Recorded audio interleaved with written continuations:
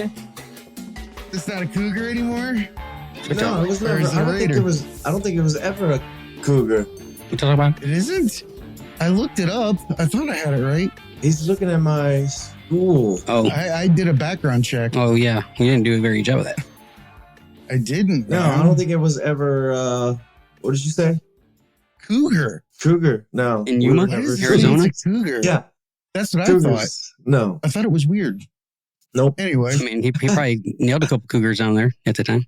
Hey. Oh my God, dude. There it is. That was my Welcome favorite to the thing to Tragedy do. Academy, a show created to bridge societal divides in a judgment-free zone using candor and humor. My name is Jay.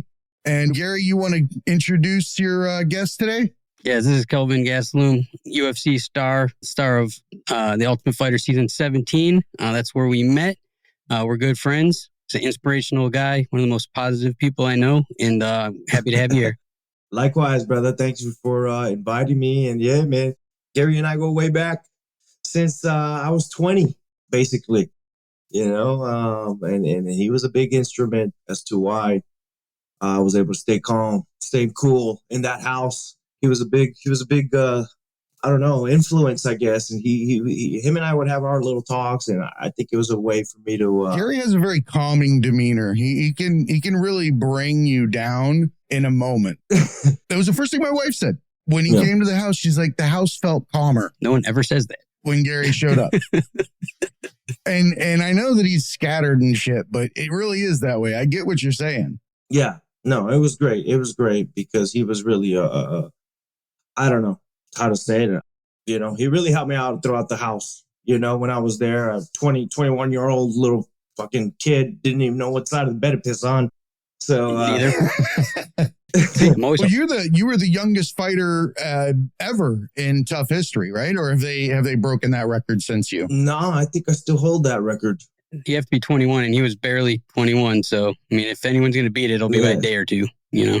I remember when I was watching that season, there was a whole lot of discussion around the fact that your age was not, or you were so much younger than everybody else. And everybody felt that it was some kind of, that it was a disadvantage. The way that you composed yourself was completely opposite of what would have been expected of a 21-year-old or a 20-year-old. Yeah. Yeah, I mean, it had been something I had been dreaming about since I was like 16, 17 years old. So, like, we had this in mind when I was young. And so once I was there, we kind of just went with what felt right and what I had in mind and what I wanted to do once I got there. And yeah, it was such a crazy experience. I think I was just so dumb and naive that I was just kind of chilling.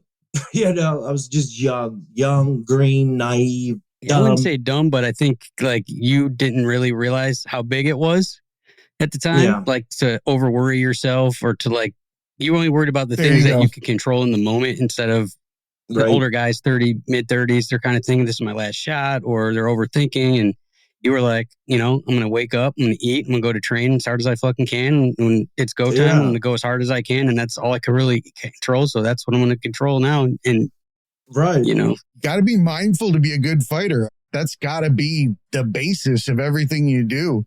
You are right. I think the older that you get, the more that you start to question yourself, your surroundings. You worry about less about what's happening in the moment and more about where you're going or where you're coming from.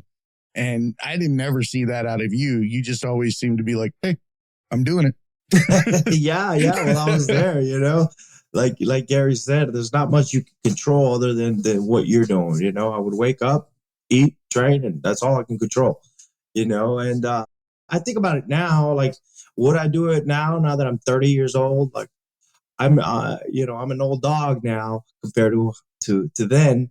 I've got my way of doing things. I've got my habits. I've got these, I probably wouldn't be able to stand the people in the house the same way I could have now. I think we're all that way. That comes with age. We're less and less tolerant of young ignorance the older we get. Yeah. Yeah, and in his case, it was like it was the older dudes because obviously they were all older than you, but that were having the issues. And his season was like some of the like most highly touted people we've had on the show, like guys with 20 fights and Uriah Halls and that are just phenomenal athletes. So his name got thrown to the bottom of the list when he had 4 fights out of Yuma and nobody really knew him. So Yeah. You know, at least in everybody else's eyes, he was a huge underdog. I bet my job in casting that he would win the whole show, and everybody told me I was fucking crazy. And nice. I mean, granted, like I had made some crazy bets before that I hadn't won, but I said, if you put him in the house, because they're like, he's young, he's just a wrestler. Like, what? There's a lot of guys with a lot more experience that he didn't like. Just a wrestler? Yeah. Cracks me up because you've let out some of the nastiest combinations I've ever seen. And people are asleep before your fist even gets there. Like, this is that they were worried about your wrestling. Well, that's part of the equation. You know, when you're so worried about a guy that's got such great wrestling, like your hands aren't up where they should be, and you're thinking about one thing.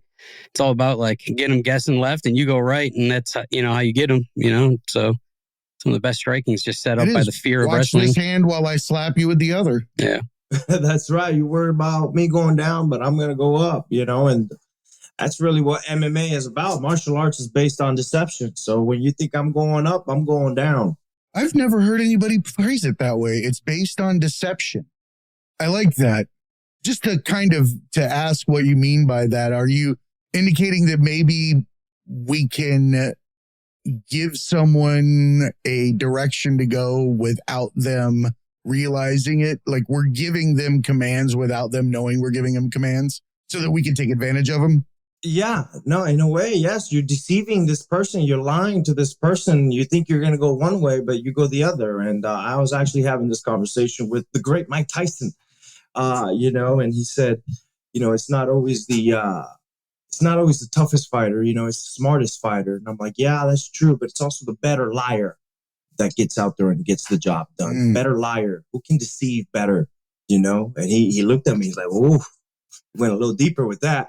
It's true though. You know, if my hands aren't up, every shot's going to hurt me. You know, if I'm too worried about one thing, and, you know, everyone painting you as a wrestler was just doing you a service because that's all your opponents, you know, especially, you know, early on before they really got to see you, they were worried about one thing, and then boom, they're sleeping, you know, and that's, it's a good thing to have, you know, and use it. Damn good thing to have. There's people that don't use those things, you know, they don't like that they're a wrestler. They want to be a striker, and they don't use their wrestling to set up their striking, or they don't, you know, or they think too much about, this guy knows I'm going to wrestle, so I'm not going to wrestle. I'm going to, you know, so I think it's a chess match, and a lot of it's the planning and the coaches you have and the game plan, and also being able to throw that the fuck out the window when it's not working, and like not stick to one thing, you know? Absolutely.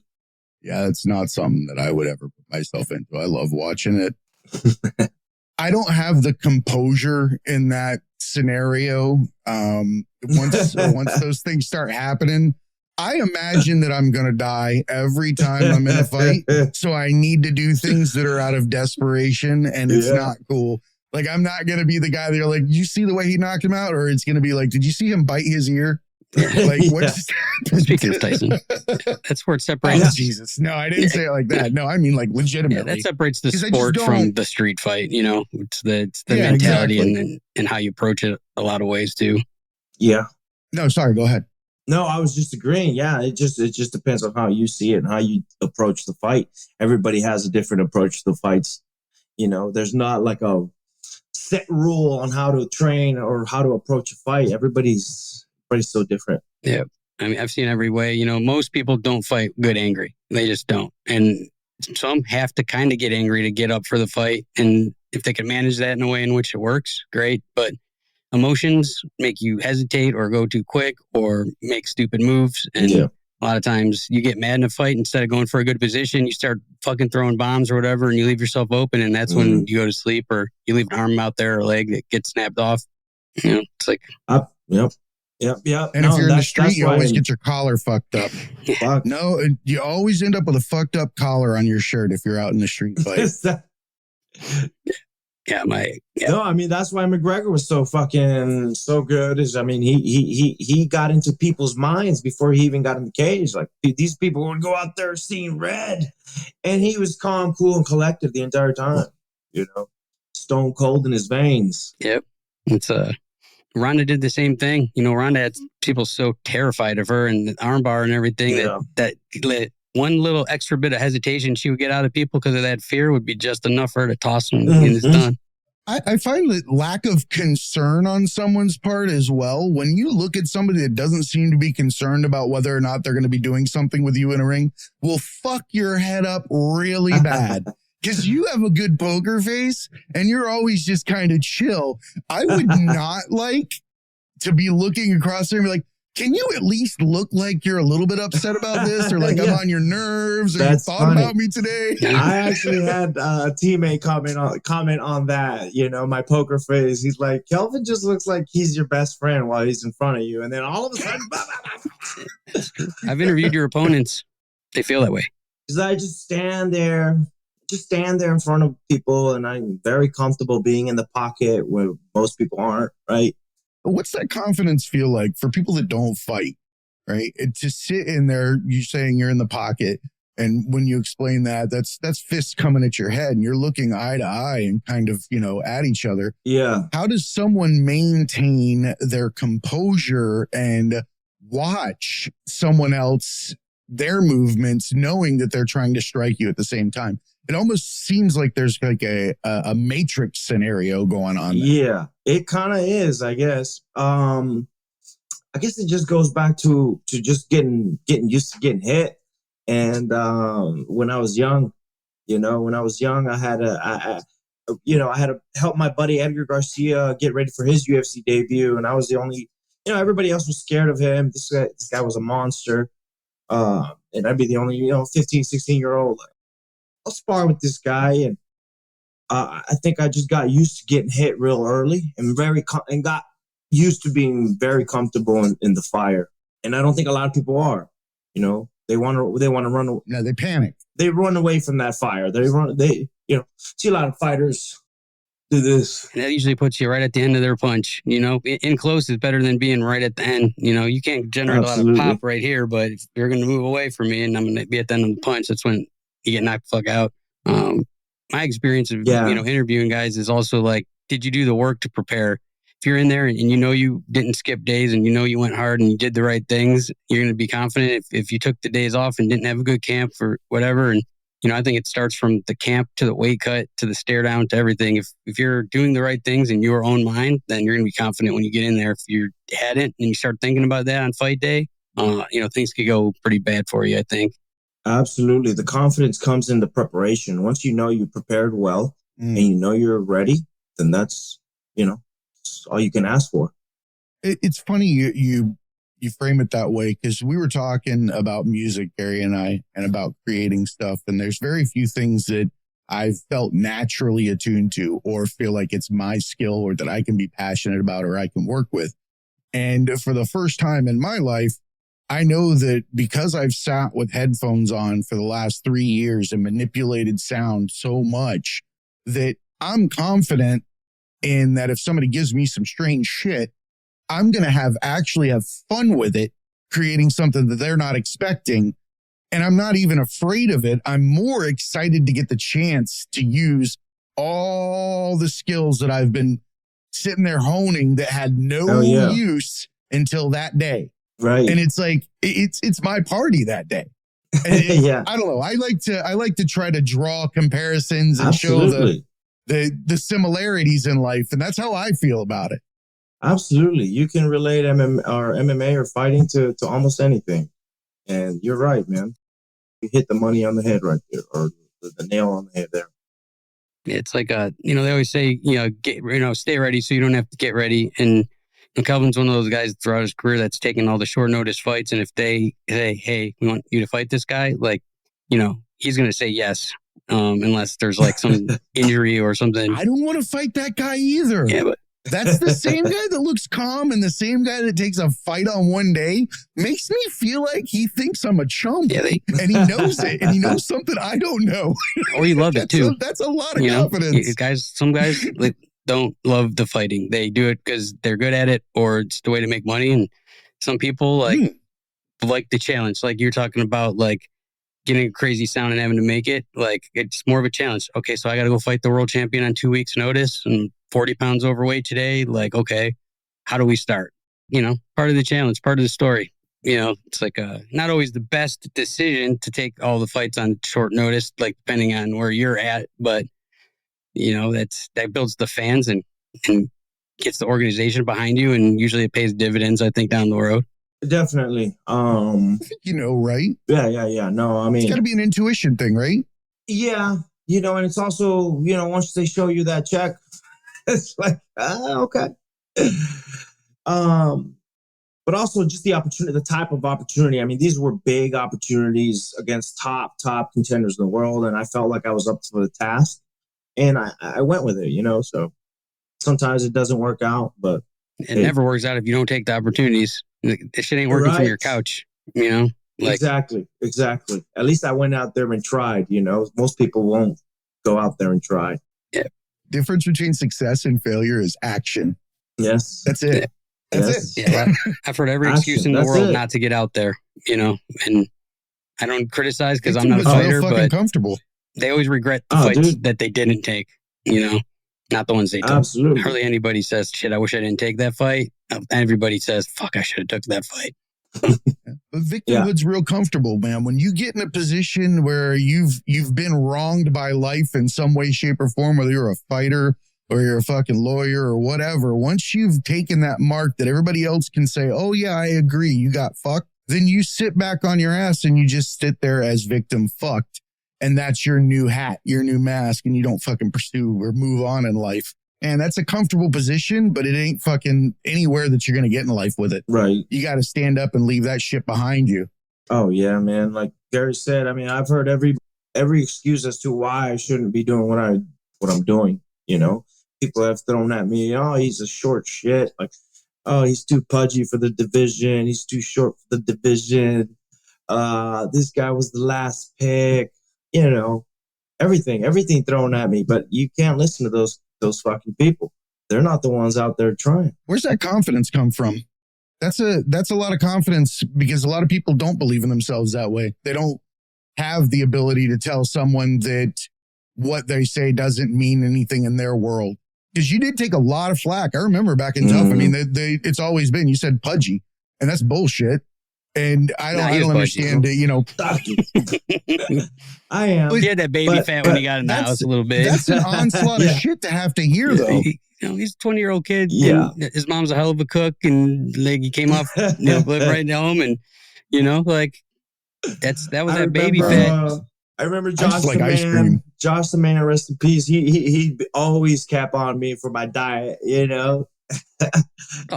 microwave taquitos the whole entire season. Like 6 microwave taquitos. If I'm eating fucking little portions of meat that I weighed out and all this other stuff, and this kid walks in with a fucking taquito in his hand, and fucking all this other shit, it's gonna mess with my head. Yeah, they hated that shit. Doing it on purpose. He's fucking Kelvin's up there. Fucking, I'm trying to cut weight, and he's fucking eating 6 fucking burritos and fucking drinking a fucking Coca-Cola 2-liter or whatever. It would fuck their heads up. It would either 2 ways. They would think you're not taking it seriously, and they would underestimate you, or get in their head because they're counting every calorie and only had 1 thing of broccoli in 3 days, and or spitting in a cup for get every extra ounce out. And I remember that in wrestling in high school. The most ridiculous things that you believed would get you to make weight before you got somewhere. Jolly Ranchers. They give you that ridiculous Gatorade gum or some shit that was supposed to quench your thirst. We're all spitting in cups on the way for I love that gum. I go to Big Five just to get that quench gum every now and then. It has flavor for 0.3 seconds. Right. That's all the time. Yeah. Worst cutting weight. I weighed 154 and had no body fat on. Can you drop a few more pounds? I can't do it anymore. That's a whole different. Yeah. Do you feel comfortable fighting when you don't have to cut as much weight, or do you like being at a certain weight that you feel more comfortable at? Well, I like not cutting weight. Middleweight is not that hard for me to make. Good. Yeah. Whereas welterweight was I was nearly dying, and shoot, I have PTSD from those weight cuts. That's a whole different fucking thing. Supposed to do that shit to our bodies. It's and going back to the Tough House, it's funny because I remember I was supposed to fight, and they left. I was supposed to cut 14 pounds. I went home, and they're in my head, I'm thinking, okay, I gotta carb up so that I can have energy to cut this weight, you know. And I remember Luke Barnett, my English friend, Luke Barnett was the number 1 pick of the house. And he comes up to me. He's like, Kelvin, what are you doing? What the fuck are you doing? I'm like, I'm carving up, brother. I'm getting ready to cut this weight. I need energy. I need to fuel my body. I need weight to cut weight. You know, and I got 14 pounds to cut that. I got 14 pounds to cut that night. Over here with making hash browns with fucking putting all kinds of oil in there. I feel like we're not allowed to interfere and shit like that. So like those are the moments when you're like watching and you're like, oh no, don't do that. Cause like if I went and told him not to do that, that's giving his opponent, you know, an advantage or whatever. So we never do anything like that. Never, you know, we interview, like tell the other guy what the guy's gonna do. Like it's something that we're very, you know, serious about. So you're watching somebody just fuck up, you're like, oh, like, oh man. Well, and there's a lot of shit that comes along with that whole weight stigma inside of martial arts, wrestling, all that kind of stuff. If you don't make it, then you didn't take it serious or it's not professional or something along that line. But I can tell you the one thing that I always see that makes me feel bad for people in the UFC or on Tough when someone doesn't make weight is when they tell Dana and you see his face on camera. Like it is the most disappointed. Oh yeah. I feel horrible for that person. I'm like, he's not angry. He's just like, oh shit, man. I feel bad for people in that scenario. Most times they're fucking up. Like doing some shit they absolutely knew they shouldn't do. Like eating ice cream. I mean, that's only 2 more minutes in the sauna. Like pounding a gallon of ice cream 2 days out. And like, okay. For sure. For sure. I just couldn't see myself on that. I wouldn't want to be on the end of that look. That's the way I'm saying it. Yeah. I remember one time I was fighting in San Antonio and Joe Silva was still part of the organization, who was the former matchmaker. And I wasn't gonna make the welterweight limit. You know, I think I was like a pound and a half over. And I'm dead. I'm on the ground, you know, in the back. And I just see Joe from afar just staring at me. He's like a foot shorter than me and real angry. Yeah. For sure. You just see him staring at me. He's probably like 30 feet away in a bus. He's in the front of a bus just staring at me. Like, is he going to fucking make weight? Are you going to get the fuck up? Like, just cold fucking staring at me while I'm dead on the ground. Like, I'm done gun weight. Yeah, that was too small. I mean, there's guys that fuck up and guys that are just in a weight class that's just going to be almost impossible. So I've gotten that. Yeah, that's got to mess with you mentally. Oh, yeah. I mean, to feel like you're a failure after you've lost 13 pounds and you need 1 more to go. Oh, like, yeah. I don't feel like there's a reason mentally to have to be in that situation. That's tough. Oh, yeah. I remember when I missed weight again with Tyron Woodley, and that was probably the worst one. You know, they actually took me to the hospital and got filled up with IVs. But I remember getting down to like 173 and a half, I think. So I was pretty close until they took me to the hospital, and then got filled up with IVs and then talked to the UFC doctors. They're like, come on back, weigh in. I'm like, not even 100% coherent as to what's going on. All right, let's go back. Like the weight. I don't even know what I'm doing on the scales, why I'm there. I should have not taken that fight. Yeah, it's sometimes the weight just doesn't come off too. How much was it? 10 pounds over. It was 10. It was 10 over. Jeez. 10 over for that Tyron Woodley fight. And I just remember walking out to the octagon pretty much defeated. Like, I just want to get knocked out and go home and crawl in the cave. I'm so ashamed, you know? And that's the worst situation for someone that's going into a fight to be in. That can't be a good place mentally to live in. No, it was not. It was not. I just wanted to get out there and get knocked out. This game's a motherfucker. I mean, it's to be your best friend or your worst enemy, and it's, you know, sometimes you do all the right things and shit doesn't work right, and sometimes shit is just, man, it's rough. Artem Lobov pointed out something when he was on about dehydration, because I never thought about it. And the fact that our brain is surrounded by a sack of fluid, and when we cut so much, and it's not just going, you know, 3 rounds or whatever of fighting. It's also the fact that you're losing all those fluids and you have less of a barrier between your skull and your brain than it's taking thumps to the head. And I was like, that's a fucking brilliant point. Yeah. Like, I never thought about that. So if you add the dehydration of cutting weight and then you have your brain in there just kind of hanging out with nothing blocking the sides, that's a recipe for some bad headaches. Yeah. Yeah. I actually haven't thought about that layer of That's why hydration's so important. It's also your brain needs water like every muscle. When you're dehydrated, your muscles cramp because they're not functioning properly. So your brain's not functioning properly. And it's a brain cramp look basically. Like. And they say the brain's the last thing to rehydrate, like when you hydrate back up. So it's hard to lose 20 pounds and put it all back in. Like you pound all the shit you want, but your body's going to piss out most of it. And it's hard. And if you drink too much too fast, then that's going to fuck you up here and puke it back out. And that's not going to help. It's like, I hope to have Tyler Minton on soon. He's a nutritionist and he's like this is his thing. He studied it every day for years. He's the man. He's always putting out great information on social media. I've been stopping through all the time. He's super motivating. Yeah. Super nice guy.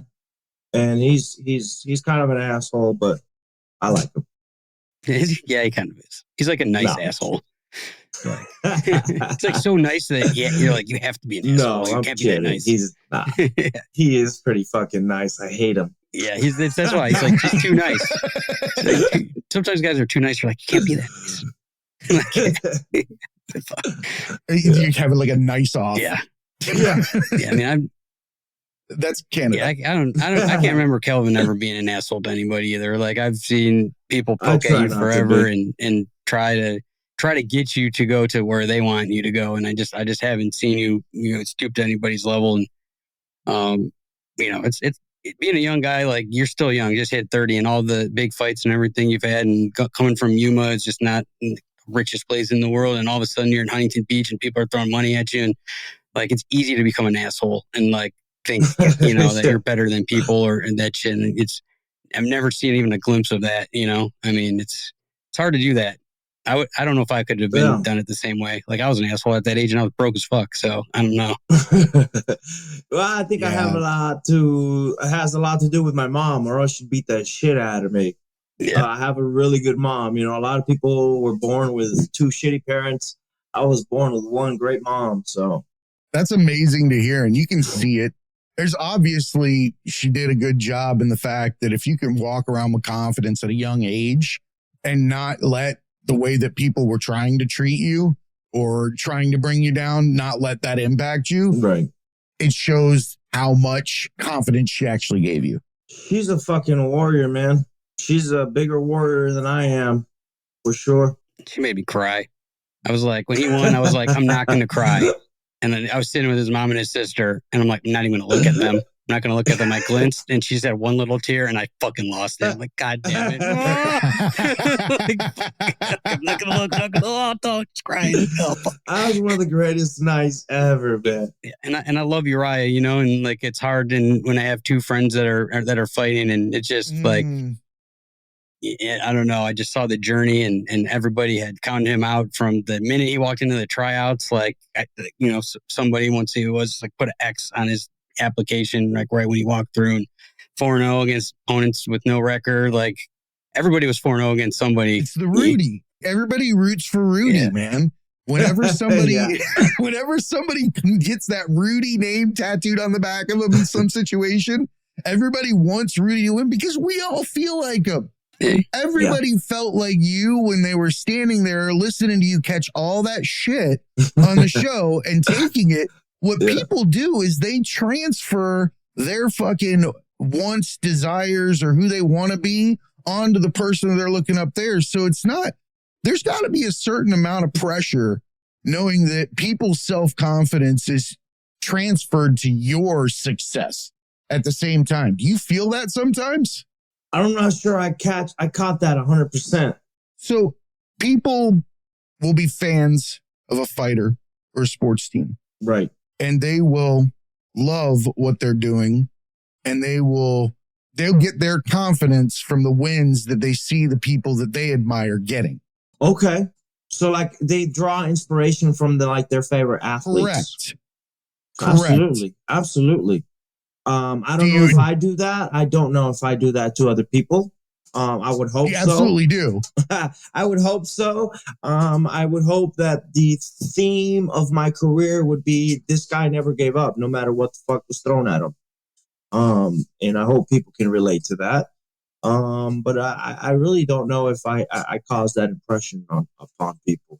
Yeah, that's why you do cause it, because you don't realize and you don't act like, and sometimes you act different when you're trying to do things like that. And it might, I think you're the same kid that I met 10 years ago, some nicer suits and a little less body fat, but you've always been the same guy. And, if I call him for anything, he answers and calls right back, and never, it doesn't matter what the case was and how big the fight was or whatever the case was. Like some people, they get out of the fighter house, they have some success, and they don't think about any of the people that were there. And I don't need any of the credit or anything like that. I like to put it towards the guys that work so hard for me. And, they're there every day, 18 hours a day, sometimes just trying to do anything they can to like get these guys to look good and to, make the set right and make sure they have everything they need to eat. And it's tough. The people that work on that show, they don't get paid a lot compared to a lot of the other shows like Big Brother and Survivor and these big network shows. And they come back for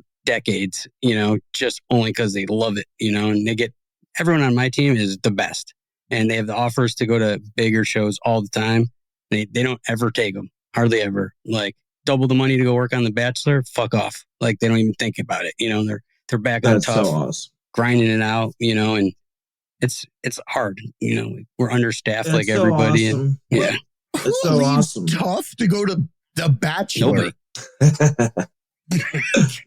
But they offered me twice my salary. I feel like you should get a wedgie on the way for that.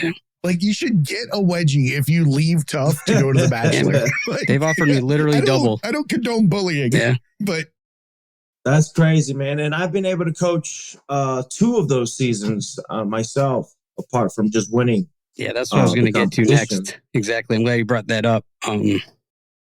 And Gary's right, man. I mean, his crew is just some of the best in the world. I mean, these guys are still there, even from when I was there, or even before that. Some of the crew has been there since Tough 1. Yeah, there's probably 4 or 5 of us at least left that have been there the whole time, and then guys that have been there a majority of the time, or have had to leave for whatever reason and have came back. It's a weird, dysfunctional family that we have there, but like it's a fraternity or, whatever. Once you leave and you become part of it, it's like very military. It's kind of like that. You've been through this shit with these people, and you've been in this fucking bubble that you're not allowed out of. You can't use, for people that don't know the show, you're not allowed to watch TV. You can't listen to music. You don't have the internet. You can't call home. Like you are in this bubble that is no music? None, zero. Like maybe you get one of the producers having a nice day and they'll throw the radio on the way home for a few minutes, but we can't use any of that footage, and it's just part of the thing. It's the audio. The pressure cooker. You need to focus on one singular thing, and people take full advantage of it, or they rebel against it the whole time and think about what they don't have instead of what they do. And he had Chael Sonnen and had brought a phenomenal coaching staff in, and he had great training partners. And instead of like, oh, I wish I could have music, or oh, I wish I could go to the movies, it was like, I got Clayton Hires here, I got Jamie Hugh here, I got Chael Sonnen here, I got these guys that have so much knowledge. Like I'm just gonna get as much of that shit and write it down and put it in and make them repeat it 5 times, and like all the time. We've had the best coaches in the world. If you name a grappling coach or a striking coach, like I've got to watch them coach and teach, and then Kelvin, one of them, and bringing in his guys, like his team from back home and his team that that came from the show and had a super team, and these guys just got your guys ready every time. And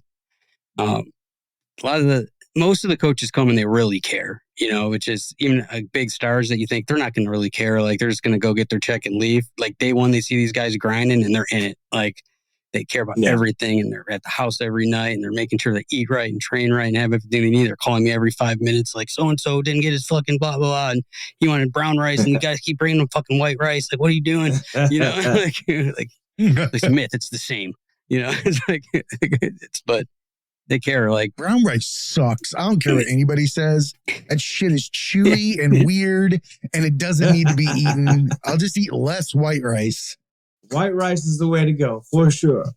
Yeah. I just dump a bunch of teriyaki sauce on it or whatever. It's good. Low sodium. Low sodium. I'll have a Diet Coke, please. Anything you want to talk about that we haven't touched on? I know that you've been getting ready, getting back at it and getting ready. Oh man, by the time it's crazy. This has been one of the longest layoffs in my fucking 10-year history with the UFC. It's gonna be about a year and a half since my next fight, in January, which is crazy. I've been recovering from a knee surgery. Never had surgery before, so it took a little longer to recover 100%. It took a little longer than I had initially thought, and finally getting into the rhythm of things myself, getting training, getting strong. That's all I've been focusing on is getting my health back this year, man. It's crazy. This next fight that I feel I have is another opportunity to revitalize my career. It feels like, it's a second opportunity to do so, and I feel like from here on, from this fight toward, all the way to the title is the thought process. It's like we're on a 10-fight win streak after this. Hey, wow, that's the mentality you've always had, and I think that's why you've been successful for 10 years. And some people lose a fight or two, and that's it. They're done. They never get it back. And I think it's a lot of times it's a mental thing. If you lose, and you always bounce back stronger, and like that's what it's all about. So many have just lost that first big fight, and they just can't recover. Yeah, no, and trust me, because I've been there. I'm like, man, I don't know if I'm gonna be able to get back to where I was, but it's like you go through these mental battles with yourself, and you're like, no, fuck that, I can do this, and I'm still young enough to do this. I've still got all the desire to do it. I've got all the abilities to do it. Fucking go out there and do it. Losing's an opportunity to grow in ways that you can't get by being a winner. Right. Oh yeah. This whole year and a half has forced me to fucking reach into depths that I never had to before, mentally, physically, spiritually. I've had to fucking really dig deep to battle myself, to get out of the fucking couch and to get out there and do what I'm supposed to do. It's what do they say? Objects in motion, stay in motion. Objects at rest, stay at rest. Like sometimes when you get stuck in that couch for a while, it's hard to just get the ball rolling again, especially when it's your whole life since 12 years old has been like one thing. You've never had time off. You train, fight, train, and camp starts 3 days after your fight, win or lose most of the time, so it's, maybe, sometimes you need a break mentally and you don't think you need it, and it isn't necessarily like the way you want it is an injury and everything, but like the batteries are recharging at the same time, I think. Trip to Mexico solves that. Yeah. Nice. Sometimes it does. Sometimes you almost go to jail and then you got to call your friend Kelvin. Sure. It's all about the destination. Go to Playa del Carmen. I'll hook you up with this guy named the Cobra? Is that his name? Don't let Kelvin hook you up with. Was that his name? Cobra? Yeah. Ibran. Yeah. Don't let Kelvin hook you up with the guy named the Cobra when you go to Mexico. And then just go glove up and go a couple rounds with him. Just go easy on you. Oh my God. I think he's like a world champion in Muay Thai, that guy. Yeah. See, I can't get kicked. I have 2 Louisville sluggers sticking out of my shorts. I don't get kicked. I grew up boxing and that's it. Where I'm from, you kick somebody, you get shot. Like, it's like, man, this dude. Kicking is cheating. Yeah, like, isn't it? I remember I grew up in an area like kicking was cheating when I grew up. We used to body box or we would no glove or anything like that out in the yard. If anybody used their feet, it was like a no-go, like an immediate stop. Yeah. And I don't know why. When did that? There was a moment in time where feet became fair game. Yeah. Once they MMA, weren't in the game when I was a kid. Once people started watching MMA, I've seen these street fights these days. These guys don't train, but they go out there and they try jiu-jitsu moves. They try guillotines. Yeah. They try leg kicks. They try spinning back kicks. Yeah. I'm like, what? Yeah, that's leg kicks. The word try was in front of all of those. Yeah, try. Because there are some funny shit. Yeah, like but street fighting has evolved. Just like MMA has evolved. Yeah, when you see one guy in a street fight on his ass scooting backwards, welcoming the fight, you know that something's about to happen. If they're on the ground, like, come here, I'm like, I'm going to go to McDonald's on the way home. We're out. Oh, your ears are all fucked up? No, thank you. We're good, man. The clip of Matt Serra controlling the guy in Vegas comes to mind. Like, yeah, that's you amazing. You don't ever know who you're getting with. Him and Ryan Hall did like the same restaurant, pizzeria, like shit. Like Ryan Hall's the nicest looking guy, looks like the accountant from down the street, and he like nonchalantly takes the guy down, just mounts him. He's like, hey, like, it's all good. Yeah, calm down. Fucking the Cobra, man. I got to go back there. Those are good times. We need this. Is this a story for after hours, or did you just get your ass kicked by somebody that you didn't know was going to kick your ass? I knew I was going to get my ass kicked, but it became kind of my routine. I would go down there and I would train for a few days, which I'm not good at, and get shit kicked out of me. Then I would act like a middle-aged soccer mom for the rest. I would go get a massage, get my nails done, like all that shit. And so after that last time, I had a black eye, and like my nose was kind of fucked up a little bit. So I go to like a very fancy salon, and you can know it was fancy because everyone had bodyguards. All the women came in with bodyguards with a fucking strap out, and they would just stand outside, and they were watching novellas and drinking champagne. And I was the only white dude, and definitely the only dude at all in there. And I understand Spanish pretty good, and they were talking mad shit about me. They were calling me gay. They were saying I got my ass kicked. Shit. Like they were just the workers, and they're all fucking making fun of me. I don't know if you remember. I was texting you about this when it was happening back then. And the girls are like, fucking, you should do this. Fucking, you should talk shit. I'm like, no, this is fucking hilarious.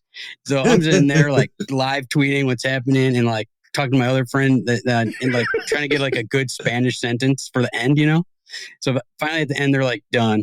And it's like a Julia Roberts, like fucking Pretty Woman moment. I like snatched the bottle of champagne and like in Spanish, I was like, you need to stop talking shit. And I'm not gay. I just don't like y'all because you're ugly. And like, probably the worst Spanish ever. And then I was like, you should see what the other guy's face looked like. And I tipped him all $100 and walked out the door. And like, I was like, damn. Yeah, I was just walking back in my robe with like the bottle of champagne. Like, I kept the robe. Like, yeah, there's 3 people working on me, giving each $100 bill, and I grabbed the bottle of champagne. I was like, customized. I don't know, man. Like, angry in a robe is a hard thing to was, do. He's got my nails done. I still have the little things in between my toes. Like, there was nothing like hard about that. A short dude in a robe and you can't threaten people in slippers. No, especially with the little. It doesn't work. Especially with the little pink things like in between your toes that they put like when they do the shit. Like, like. It's like a really like girly bottle of champagne too. It's like rosé or some shit. And like, nice. I got a black eye, robe, swim trunks on. The little. Leave him alone. It's like trying to mean mug somebody with braces. I got braces on, and I swear to God, people are nowhere near intimidated as much as they were. Now, when I see him looking at me, I'm like, this dude thinks I'm a chump. Hey, I'm gonna pop you right in your lip. How's that feel? I look friendly. Yeah. This guy keeps his hygiene right. He's not that. No, I just grew up poor, and you'll get braces until you're fucking 45. Yeah.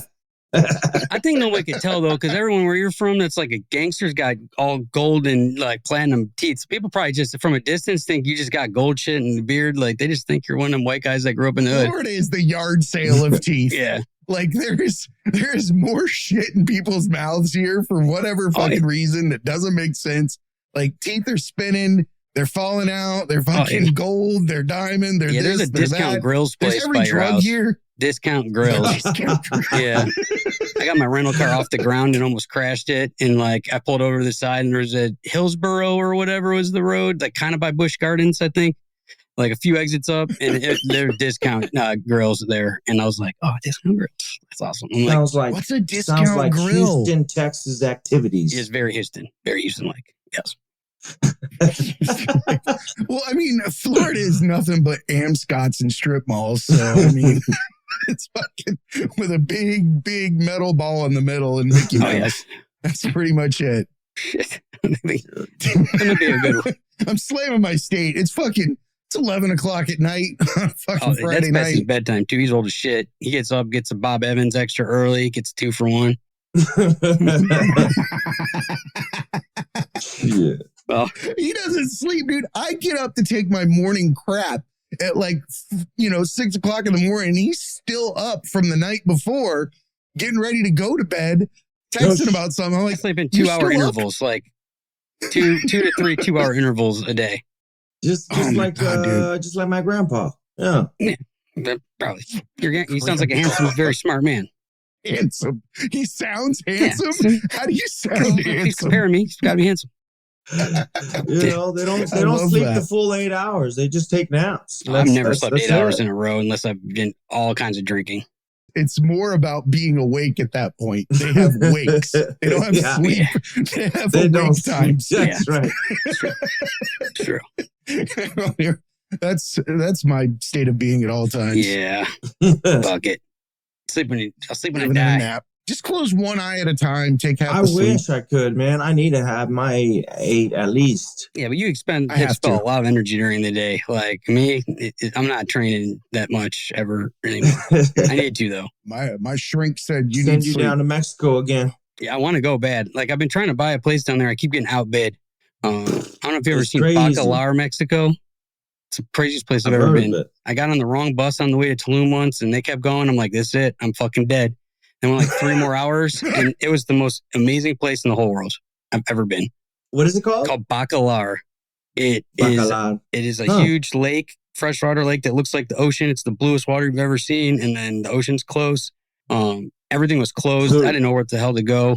So you just keep passing Tulum? Yeah, like hours passed. It was like late when I got there. There's no hotels in the town. This lady that was on the bus was like, like I'll cook for you, like whatever you need. And they had like a hammock. Slept on the hammock. Ate the best fucking food I've ever had in my life. And it was dark, so I didn't know what the place looked like. I was like, this is it. I'm definitely dead. And I woke up and I like walked down the street. And I'm like, holy shit, man. I thought I was dead for a second because I thought I was in like heaven. Like it was so fucking crazy. Look it up. Bacalar, Mexico.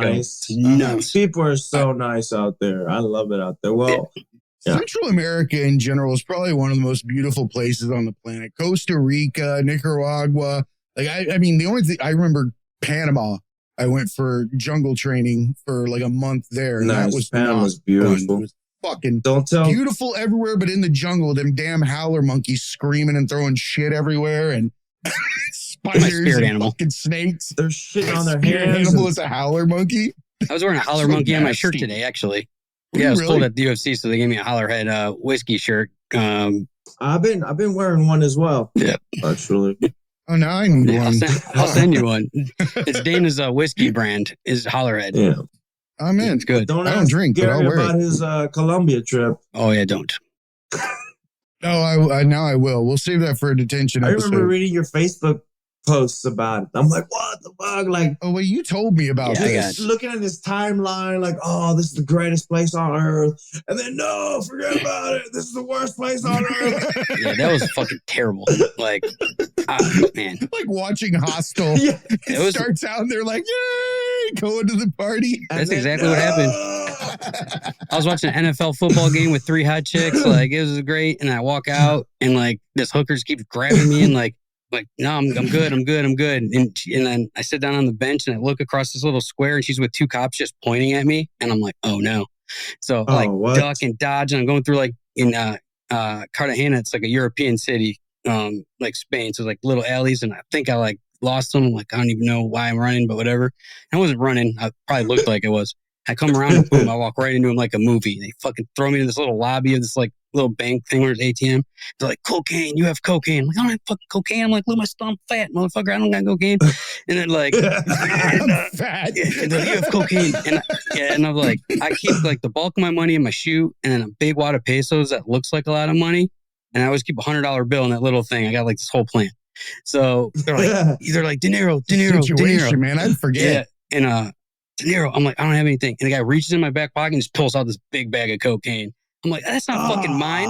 Like, the guy thinks he's like a fucking magician. I'm like, what the fuck is that? Like, it probably wasn't even cocaine. It was probably like baking soda. Way. I'm like, that's not mine. He's like, you go to jail. You go to jail. I'm like, no. He's like, you pay fine. So I take the big wad of money, hand it to him. He throws it in my face, and the other guy just cracks me from the side. I'm like, oh, fuck. And he's like, Mas De Niro. And he starts poking me, calling me Donald Trump. He's like, Donald Trump money. I'm like, fuck, now you're really insulting me, man. You can punch me again. Trump money? I have no idea. It's like, don't call me Donald Trump. Yeah, I was like, that's the fucking worst. Cracks me again. And finally, I pulled out the $100. I pulled out my phone. I'm like, calling the embassy. And I fucking handed it to him. And the guy just like walks around. He's going to leave. Cracks me in the back of the head one more time. And then they walked out. Like, damn. Yeah.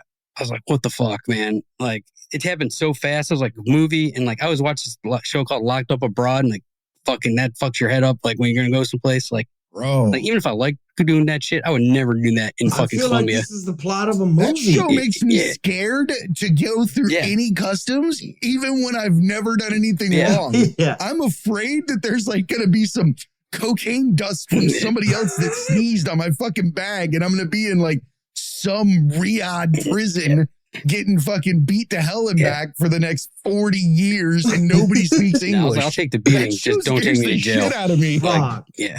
Fuck. No, I didn't do shit. Colombia? Yeah. It was a great place, except for that like 12 minutes was pure hell. You know, and I went back to that bar the next day during the day, and I talked to the guy because he was cool and he just lived in the States. He's like, that's what they do. It's like those hookers are just, they look for the marks.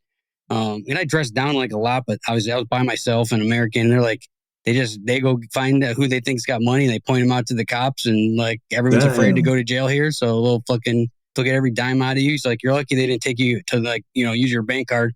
Normally they'll just clean your shit out, you know? Giving them the PIN number unless they want to bounce your face off the fucking keys. Damn. I felt like I just watched the movie now. It was rough, man. Like, cause I was like, I'm well around, like aware of my surroundings most of the time, but I got caught slipping. I was just out too late, you know, and just should not have been 1 o'clock or midnight or whatever, just around. But there's like tons of people everywhere. So it wasn't like, I don't know. Like, I didn't think that was going to happen. In front of people. Yeah, there's people everywhere. Like that square. And then when I went, like there was people watching them fuck me up, like right outside, like 20 people probably. Just recording. Yeah, I'm surprised I didn't see it somewhere, but they were just... You're on TikTok, world star, getting your ass fucking handed to you. It was the worst, like, you know, when your grandpa pulls the dollar out or the coin from your ear. It's like the worst magic trick. It's like, this is yours. I'm like, no, it's not. What the fuck? Where did that even at? Like, that wouldn't even fit back there. What is it, my prison wallet? Oh, it's yours. I'm like, no, it's not. I was eating a fucking pizza when you fucking found me. Like, I'm not doing cocaine and then pounding a pizza. Yeah. Like, who does that? I'm like, there's sauce all over my shirt still. Like, worst magic show. That was the worst. I'm like, no. Fuck. Yeah. I'm like, can I have some of that if you're going to start punching me in the face? Like, at least I'll numb my shit. Right. Like, yeah. This isn't fair. Damn. Yeah, I was like, damn. I did not have one problem while I was there besides that. People were super nice. Like, it was welcoming and friendly, and like, I don't want to. My father-in-law's from Bogota. And he's told me, don't dare go to certain places doing certain things.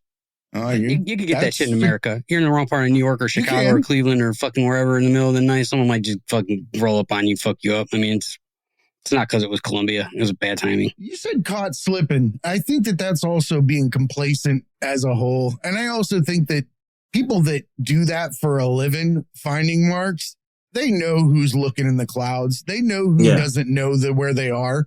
Or even when they do, people fucking go into a whole different face when they're no longer where they are. They start calculating a whole different world, and they're there for the taking. You can grab their wallet. You can fucking do anything you want to them because they're thinking about fucking 3 years from now. Oh, yeah. Standing on the corner. I was thinking, I don't even remember what I was thinking at that point. It was like a good night. Like, I was like, I'm going to stroll around because there's like a longer way to get to the hotel. I'm like, I'm going to take it by the beach and fucking go and wake up. And like, all of a sudden, this girl's like grabbing me. And she like, because there's like a lot of prostitutes like in that area. And it's like, they're almost like assimilated into just society. Once the lights go off, or, you know, at nighttime, they just come out. It's like families and everything. And then it's just kind of around. And they had been bothering me the nights before, but just like you say no, and they leave you alone. But just kept grabbing me and grabbing me and grabbing me. I'm like, no, like fine. You know, and then like, fuck. I think she was trying to like check me out and see if I had jewelry or maybe like whatever, because she's like kept stopping and like asking questions. Nah, they know. I mean, people will know. They'll pick you out, and they'll you know, they know a tourist from one of their own. Yeah, like I think I'm slick. Somebody could have saw you, pay for something, made the call to somebody else, come over to this side. He's right here. 100%. I was by myself. I mean, I watched all those movies where people get killed in Europe because they aren't paying attention with a backpack walking around. Hostile.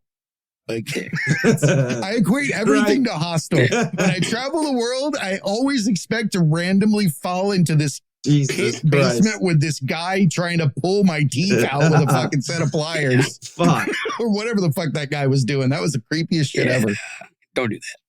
I've been to Bogota, and I remember I went and tried looking for some weed out there, and my driver took us to some fucking shady fucking place. I don't even know how I got out of there alive, but we ended up getting some weed. Yeah, that's hey man, fuck. That's you are so lucky. Very, very so it was lucky. Dark. It was very creepy. Yes, if I tried to pull a stunt like that, I would get everything I deserved. But I've done the same kind of shit and been fine. And this time I just was watching a football game, trying to walk back to my hotel. You know, other times I was like in situations where I should have just been over. Like that was just me being real fucking stupid. You know, like that time I was actually not doing anything stupid because I do a lot of stupid shit. Yeah. I do more stupid shit than smart shit. Smart shit's more the things that surprise people. Ask my wife. She walks around. I think I was telling Gary the other day, my wife walks around like when I do something stupid, she doesn't look like angry or anything anymore. She looks disappointed, but not disappointed in me. She looks disappointed in herself for having chose me. I can't believe Why did I do this? This is my own fault. Yeah, like I chose to do this. I can't believe I slept with this man. Yeah. Exactly. That's how it is. And you know what? I get that look every time. I've gotten to the point where I'm okay with it. That's the look I get when it's like, it's time for me to go. Okay. I'll take my stuff and go. I've overstayed my welcome. The kill must have worn off. Get out of here. No, don't turn the light on. No, there's no need for that. I'm just going to take my shit and go.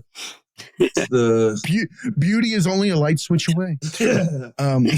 Sorry, come to your senses. I've been on both sides of that before. I've definitely been disappointed, and I've been the disappointment. It's happened more times than not. I've been the disappointment, sure, in one way or another. Thank you so much for coming on. It's an honor, man. Thank you for having me on. Appreciate it. Super cool meeting you. You're an awesome dude. Just like I thought you'd be. You know, I watched the season, and I'm super glad that I got the chance to sit down and have a real conversation. If you're ever in Tampa or in Florida, come to the studio. We do recordings here as well. You're welcome anytime, man. Oh yeah, man. We'll do. We'll make sure I do for sure. It was fun. Thank you for inviting me on. Appreciate it, man. Awesome. Got some good laughs for sure. Absolutely. That's what it's all about, man. Especially this time of night. I can't be too serious. Jesus Christ. Now this time of the night. Oh shit, the news is on. Look, this is crazy. Yeah. I'm trying to listen to Tom Brokaw. Is he still on? I don't even know. He's the same age. What are you talking about? You're like a year younger than me or something. If I look at least a year and a half younger, I look. Listen. I am. It is what it is. Beard. It's the beard. Now, it puts a little now age. that I've been properly shamed, thank you so much.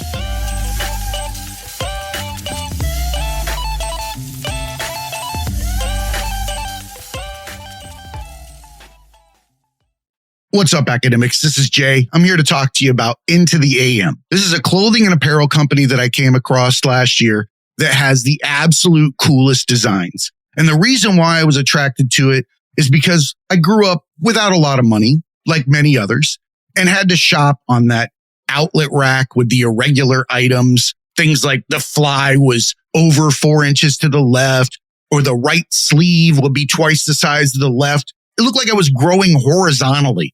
Like, it's okay, honey. You'll grow into your left arm. So you really don't get a chance to express yourself the way that you want to. You go into life, you start putting on suits, you start putting on uniforms, and you realize you'd never had a chance to truly express yourself. Enter Into the AM, a team of artists and creators who share a common vision. They see clothing as a canvas to express what drives you. Since 2012, they've developed premium apparel that elevates self-expression and provides unparalleled comfort for wherever your passions take you. Into the AM's passion for change is the driving force behind their brand. They remain committed to creating products that inspire and promote self-expression by partnering with like-minded organizations focused on giving back to communities in need. Last year, they donated 1% of all revenue from their graphic tees collection to the Art of Elysium charity. The Art of Elysium is an artist organization built on the idea that through service, art becomes a catalyst for social change. For over 24 years, the Art of Elysium has paired volunteer artists with communities to support individuals in the midst of difficult emotional life changes. They currently offer 110 community programs per month, serving over 30,000 individuals per year. The only permanent thing in life is change. Supporting charities dedicated to helping those going through these changes, trials, and tribulations require a never-ending commitment. The onus is on us as creators to affect change through our true, authentic talents, and Into the AM is the model of how this is done. Their clothes are handcrafted with care. They have a team of skilled artisans that craft each garment with the highest quality fabrics and eco-friendly inks. Not to mention, these things don't shrink, they don't fade, and they fit as if they were designed supernaturally. I'm stopped every time I wear one of the graphic tees to find out where I got it. The colors attract attention from miles, and the art is nothing short of spectacular, with designs for everyone. One of my personal favorites, Twilight Maiden. Go take a look. Into the AM does all of this while putting their money where their mouth is. 30-day money-back guarantee, lightning fast shipping, and hassle-free returns. The deals are endless. Graphic tee bundles, discount promo codes. Get over there, check it out. I'm highlighting the tees, but I'd be remiss to not mention that if you want to walk around in the absolute most comfortable shorts, joggers, and basic tees, hit up Into the AM. I even wear the basics to the gym. Head on over to thetragedyacademy.com, go to our sponsors tab, and follow the affiliate link to the Into the AM store. Help support Into the AM and the Tragedy Academy by purchasing the absolute best apparel and the best designs ever. And remember, academics, be cool and keep learning.